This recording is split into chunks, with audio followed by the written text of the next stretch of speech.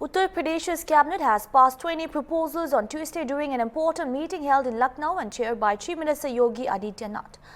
UP Finance and Parliamentary Affairs Minister Suresh Khanna said initially 21 proposals were made, however 20 were passed. The cabinet also approved an important proposal from the Forest and Environment Department. The proposal's passage has opened the door for youth to government jobs in the department, said the minister in an exclusive interview with Hornbill TV. Dr. Saxena also shared his views on several other issues with Hornbill TV.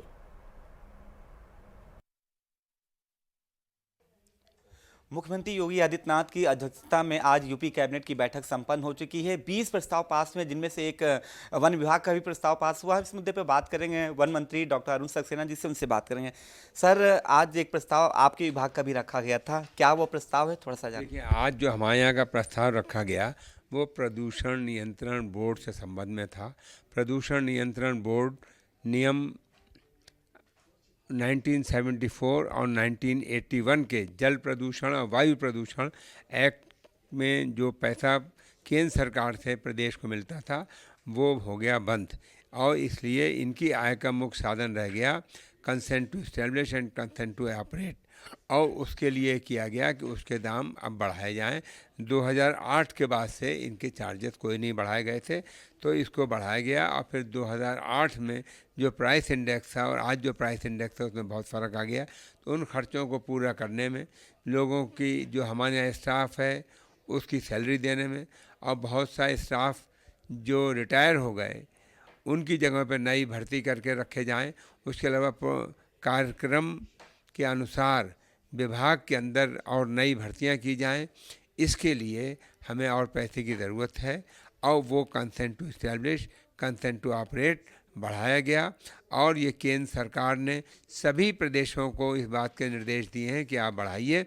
हमारे यहाँ भी बढ़ाए गए हैं, लेकिन हमने कोशिश ये की है कि औरों से कम बढ़ाएं। अलग अलग इस तरह की इंडस्ट्रीज़ पे और उन इंडस्ट्रीज़ के इस्टेब्लिशमेंट कास्ट के हिसाब से बढ़ाए गए। यानी कि आने वाले समय में यूपी के युवाओं को रोजगार मिलेंगे। बिल्कुल, हमने कोशिश यही की है, जो जगह खाली हैं उनमें नई भर्ती की जाए और लोगों को रोजगार मिले। मान्य जी, अभी आपने बलरामपुर का भी दौरा किया था। भेड़ियाग्रस्त जो इलाका है वहाँ पे ड्रोन से भी निगरानी करने के भी निर्देश दिए हैं। क्या लगता है, दौरे में क्या क्या चीज़ें मिली थी और क्या क्या निर्देश दिए वहाँ? देखिए, बलरामपुर में इधर हाल में तेंदुए के अटैक से कुछ डेथ हुई हैं। हम उसमें गए, एक परिवार से मिले और उसको हमने जो सहायता राशि सरकार की ओर से दी जाती है वो उनको दिलाई। उसके साथ ही साथ उससे और परेशानियां पूछी। बहुत गरीब लोग हैं, गरीबी बहुत है, तो हमने वहाँ ये कहा है कि ऐसे लोगों को मकान दिए जाएं, उनके मकान में बिजली का प्रबंध हो, शौचालय का तुरंत प्रबंध किया जाए, और लोगों को कहा कि आप जंगल में अकेले दुकेले नहीं जाएंगे, खेतों में भी काम करें तो 2-4 लोग मिल के काम करें, हाथ में डंडा रखें, मजबूती से रहें। बच्चों को शाम के वक्त ख़ास तौर से अलग में अकेले दुकेले कहीं ना जाने दें। घर में दरवाज़ा लगा के सोएं।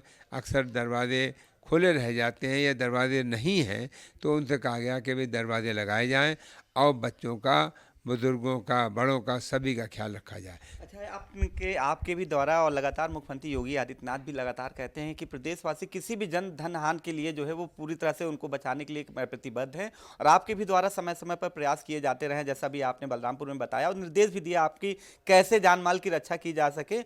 और क्या माना जाए, जिस तरह से मुख्यमंत्री योगी आदित्यनाथ 2017 के बाद से जिस तरह से कार्य कर रहे हैं, क्या लगता है अभी बिहार जीते हैं, इसी तरह में 2027 का चुनाव होगा तो भाजपा जैसे कह रही कि 2027 का भी चुनाव प्रचंड मिलेगी जी? देखिए, बिहार यूपी का ग्रैंड रिहर्सल था।